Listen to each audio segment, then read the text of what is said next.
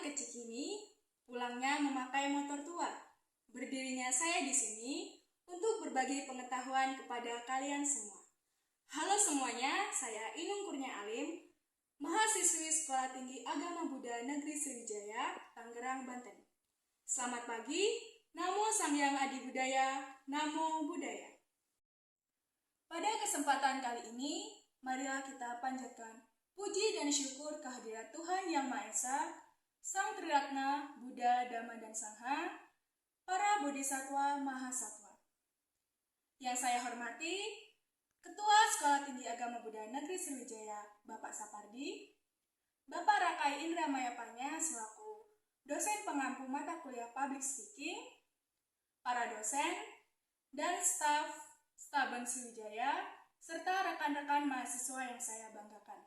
Hadirin yang saya hormati, kali ini saya akan berbagi pengetahuan kepada kalian semua mengenai Universal Goodness for Happiness, atau biasa dikenal dengan istilah UG5, karena di dalamnya ada 5 kebaikan.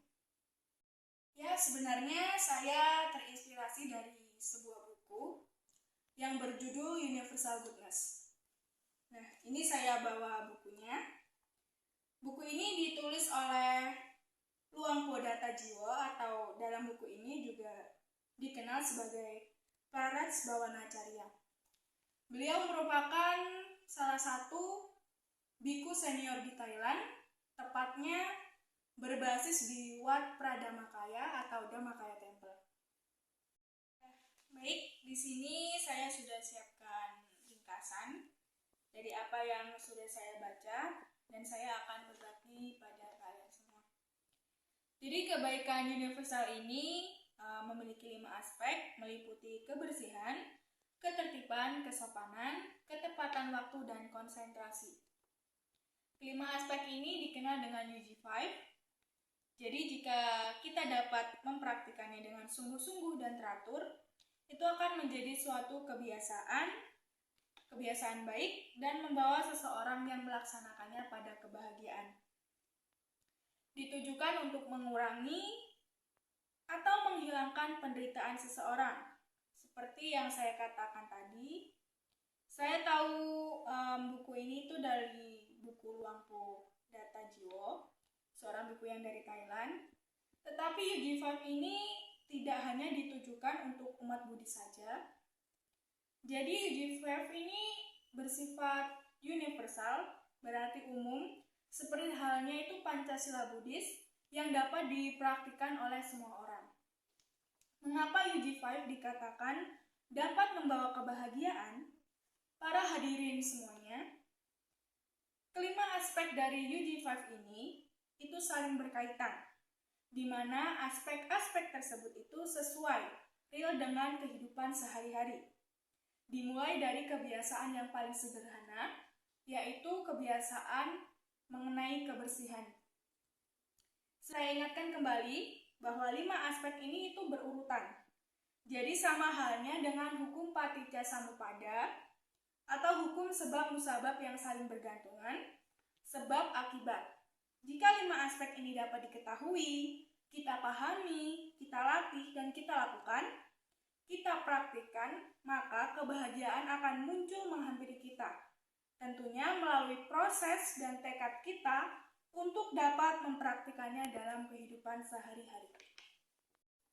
Kita harus membiasakan diri untuk tertib dan teratur. Kalau sudah ada niat, ada tekad, ya dijalankan dengan teratur, jangan bolong-bolong. Ibarat minum obat, kalau kita minumnya itu tidak teratur, maka nggak bakal sembuh. Menderita terus jatuhnya. Begitu pula proses dalam mempraktikkan UG5 ini. Ketidaktertiban dalam ucapan dan tulisan menyebabkan ketidaksopanan.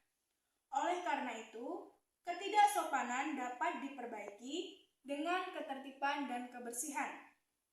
Kurangnya ketertiban mengakibatkan ketidaktepatan waktu. Misal, kita tidak tertib, tidak teratur. Contoh, begadang tiap malam, padahal tahu besok sekolah, besok kuliah. Akibatnya, karena tidur tidak teratur, terlambat masuk kuliah. Dihukum sama dosen, suruh buat makalah. Nah, hal yang terjadi itu menimbulkan penderitaan baru. Tubuh kita adalah sumber kekotoran. Ketika seseorang kotor, maka rumahnya juga akan kotor. Nah, semuanya ini saling berkaitan.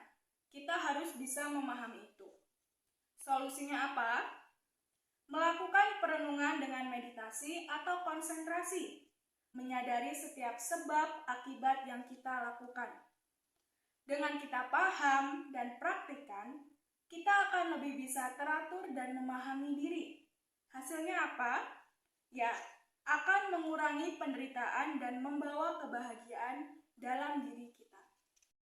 Ya, jadi itulah pembahasan mengenai UG5 yang jika kita dapat memahaminya dengan baik tentunya ya, kita tahu, kita latih, dan kita lakukan akan membawa kita pada kebahagiaan. Semoga para hadirin semua dapat termotivasi dan pelan-pelan mau berproses mempraktikkan UG5 ini dalam kehidupan sehari-hari, serta menjadi pedoman untuk selalu melakukan banyak kebaikan lainnya. Mari kita bersama-sama untuk senantiasa mempraktikkan UG5 demi kebaikan, juga kebahagiaan. Demikianlah pidato singkat yang panjang yang dapat saya sampaikan kepada kalian semua. Jika ada tutur kata yang sekiranya menyinggung para hadirin semua, kurang dan lebihnya saya memohon maaf yang sebesar-besarnya. Semoga kebaikan menyertai kita semua.